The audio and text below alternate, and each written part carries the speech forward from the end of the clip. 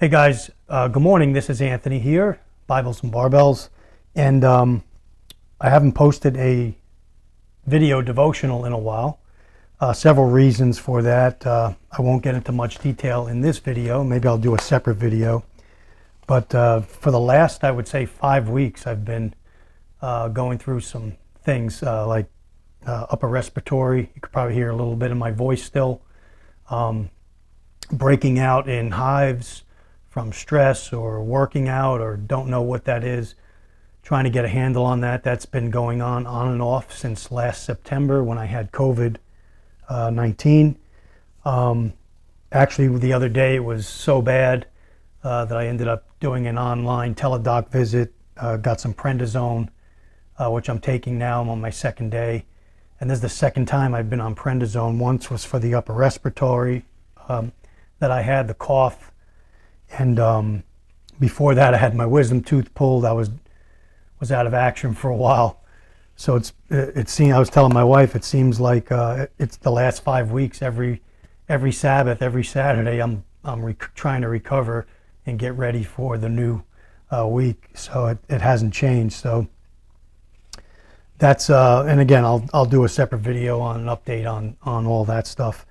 But I wanted to. I wrote this devotional towards the end of September. It's actually dated September 23rd. It's titled, As the World Turns, Get Ready to Run. I think I put a excerpt of it on my Instagram page. If you follow me on Instagram, you probably saw that. You see that I have new glasses. I'm trying to get used to them. So I have the regular lens. I did need a little bit of correction for distance. But I still need, most of the time, I need my glasses for reading. So these are both. So when I look down, I could see, I could read. And when I look up, I could see regular. That's how it's supposed to work. But I'm trying to get used to them. So if I stumble a little bit, please forgive me, because I've been taking them off and going back to just my readers because I can't seem to get used to them. But I've got to force myself to get used to them. So in this devotional, there's a couple of verses there's a key verse for the devotional that we're going to talk about. And then there's other verses I'm going to talk about. And I'm going to try to explain to you, or I will explain to you in the video, in this devotional, that what the title really, what I intended for it to mean. Because there's so many people right now in the prepping community, and that's fine. Everyone is putting away physical preps, and you see these videos on YouTube from a lot of these channels, and many of them I follow and have been following for years, go out, buy supplies and food and water and medical supplies and self-defense implements,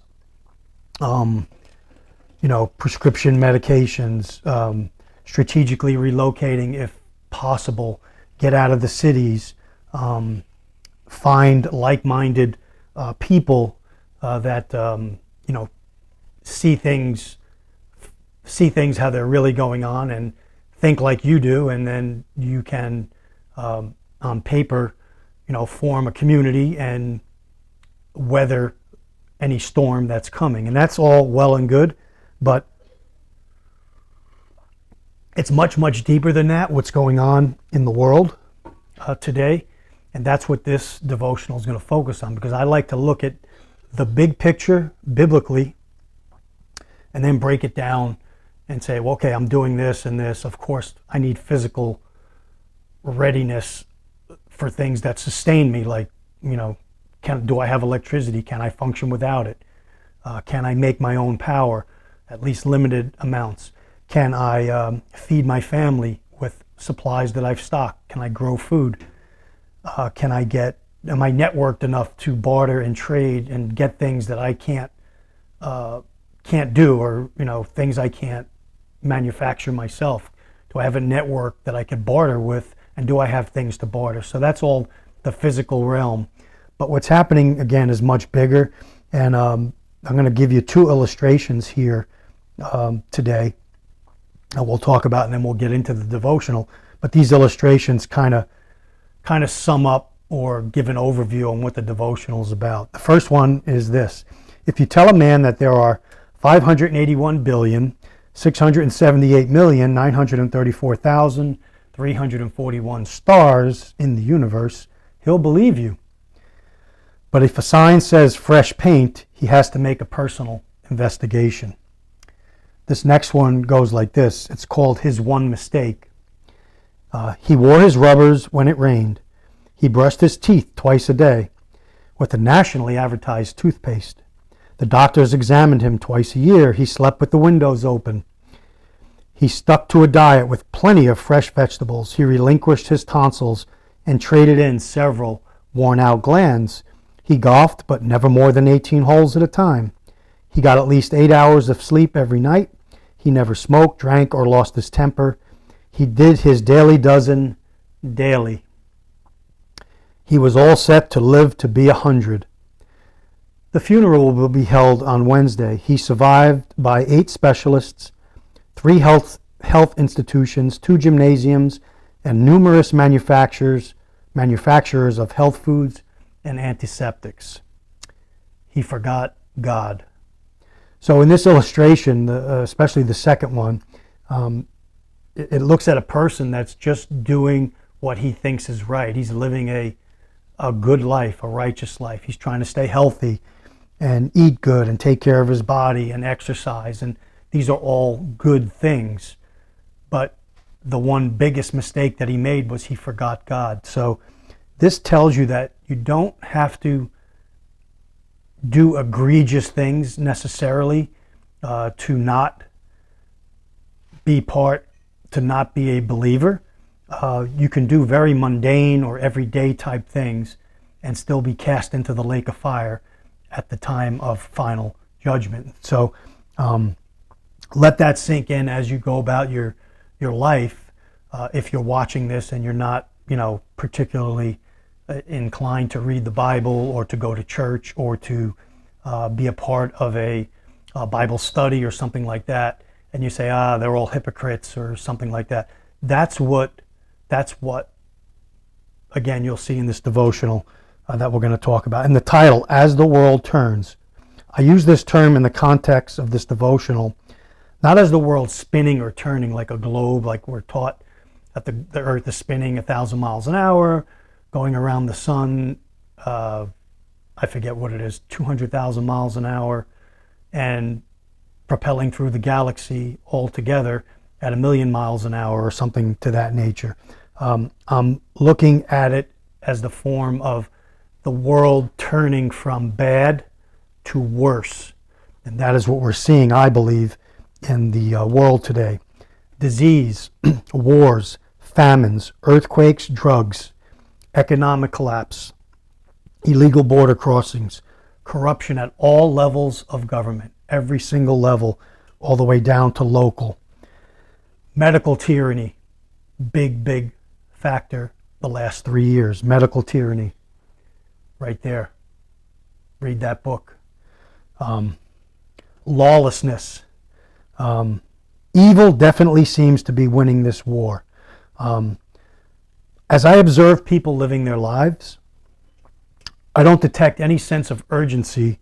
I don't detect any sense of urgency or an awareness about what has been taking place the last 3 years. Although some people you do, but overall, for the most part, I don't detect a sense of urgency on what's really going on. People continue to go on living their lives as if nothing happened, because we forget very quickly, or we're cast onto the next event or the next trauma that's headed towards us, the next disaster that's headed towards us. I believe our leaders have a role in shaping this mentality on the people with their manipulations, their lies. They're controlling the narrative and canceling out all dissension.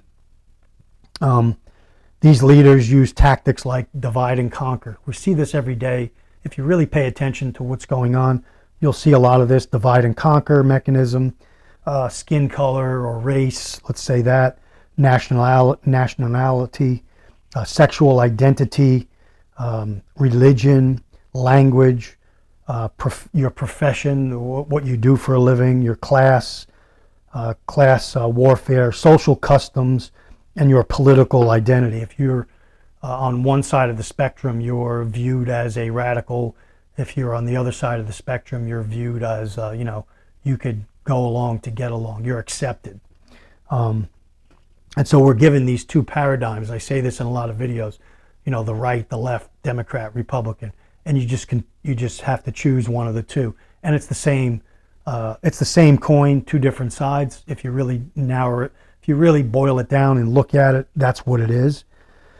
So the Great Reset that they talk about, that they openly speak about, is being cast upon us like a net. Most people are swimming into this net, and it will soon be hoisted up with the catch intact. Their net is working. Many will ask, why is this happening, and who is ultimately behind it? And that's the reason for this devotional. Who is ultimately behind all of what's going on? The leader, the de facto leader. And many, point to, just got to sip some coffee from my throat. Many will point to, like the Pope, or, leaders like around the world, Klaus Schwab, George Soros, Joe Biden, Barack Obama, Donald Trump, or they'll say, the military-industrial complex, or point to countries like China and Russia as evil, or Israel, or the UN, or the World Economic Forum, or the CDC even. So all of these men and women and world human leaders we look at, yes, many of them can be fit and put into this box of, bringing us down this road to this Great Reset. And then many countries are falling into the trap as well. And now you see we have war fostered upon the world. Maybe that is to bring us to the next level of their plans. So in the book of 2 Corinthians, chapter 4, verse 4, and that's our key verse for today, the Apostle Paul tells us exactly who is the one pulling the strings or casting this net. Paul states that he's the God of this world. As hard as it is for many to comprehend or believe this, it is the truth. Let's read that verse.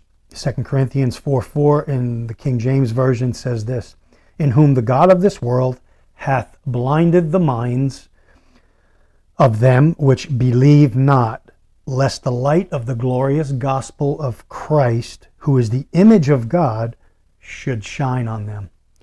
The Hallelujah scriptures say it this way: in whom the mighty one of this age, so calling Satan the mighty one of this age, has blinded the minds of the unbelieving, so that the enlightening of the good news of the esteem of Messiah, who is the likeness of the Elohim, does not shine on them. Okay? And so 1 Peter 5:8, Peter says this: be sober, be vigilant, because your adversary, the devil, as a roaring lion, walketh about, seeking whom he may devour. And if you go back to the book of Job, you could see that Satan is walking. He goes in front of Elohim and he says, where have you been? Walking around the world and walking around the world, doing things in the world.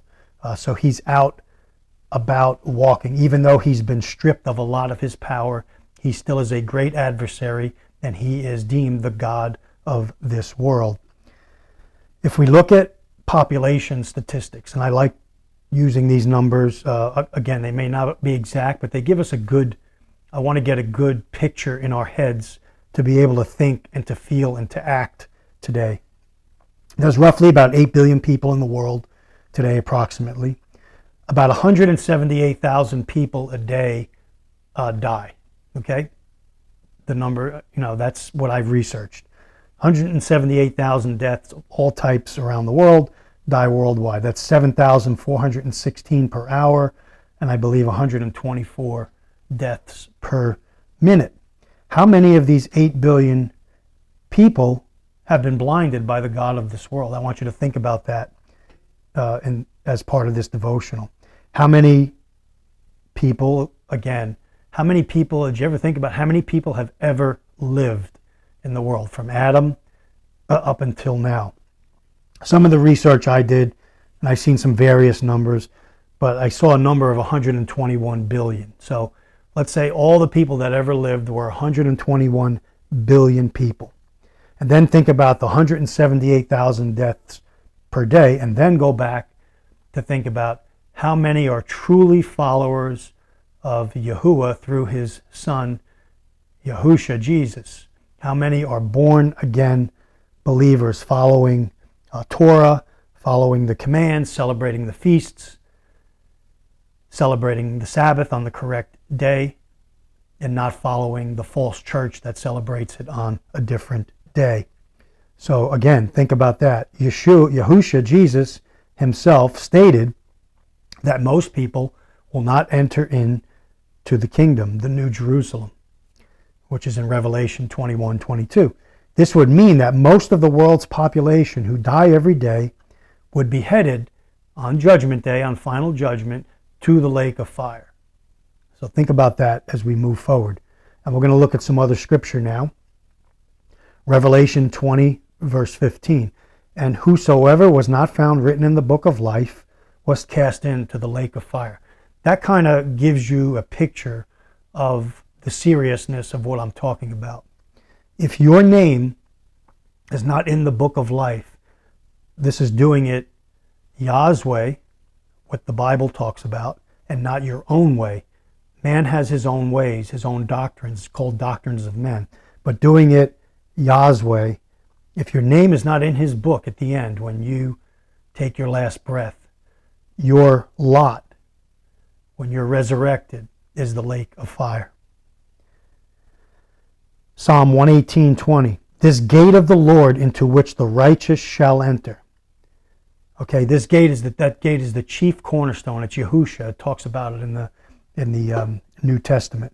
Many people think that they are on the right path and will enter into the heavenly kingdom. There's so many millions, perhaps billions of people today that actually think that by doing it their way and following man's doctrines, that somehow they're righteous before Yah, before Yahuwah. And that's the furthest thing from the truth. Proverbs 17:9 says, He loveth transgression that loveth strife, and he that exalteth his gate seeketh destruction. What is destruction? Well, destruction is the final judgment. Destruction is going into the lake of fire. That's your final, that's when your body is vaporized and is done away with. That's the lake of fire. That's your final destruction. That's not existing anymore. Man wants things his way, and he's not interested in changing. We could call this pride. Huge thing. Many of us before our old self, before we were born again, and it's still in the flesh, we still sometimes fall back on this pride. It's a high or inordinate opinion of one's own dignity, importance, merit, or superiority, whether as cherished in the mind or as displayed in bearing or conduct, etc. That's pride. Man wants things his way and he's not interested in changing. Psalm 10:4 says, The wicked, through the pride of his countenance, will not seek after God. God is not in all his thoughts. So this pride can get in the way, and it afflicts so many people today, and is a stumbling block to coming to Yahusha, Jesus. This pride, they think their own self-worth, their own righteousness is enough, their own good deeds, their own, I have never killed anybody, I have never committed these great egregious sins. When you look back at our illustration, neither did the man who only made one mistake and lived basically a great life on paper, but made one mistake about forgetting God. I think the Apostle John puts it the best, where in 1 John 2:16, he says this, For all that is in the world, the lust of the flesh, the lust of the eyes, and the pride of life, there's that word again, is not of the Father, but is of the world. And the God of this world understands this. You could see also Psalm 73:6, Proverbs 16:18, Obadiah 1:3 and 1 Timothy 3:6 talk about this as well. And then look at in the book of Ezekiel chapter 8 in particular, and there's many other sections in Scripture you could look at, but it's man creates his own form of religion. It's doctrines of men, it's traditions of men, it's merging or syncretism or blending in of pagan rituals with maybe true worship, if you could even do that, which you can't. And Ezekiel 8:3 says, Ezekiel says this, "And he put forth the form of an hand, and took me by a lock of mine head, and the Spirit lifted me up between the earth and heaven. And he brought me in the visions of God to Jerusalem, to the door of the inner gate that looketh toward the north, where was the seat of the image of jealousy, which provoketh to jealousy." So when Ezekiel saw these priests and these people in Jerusalem worshiping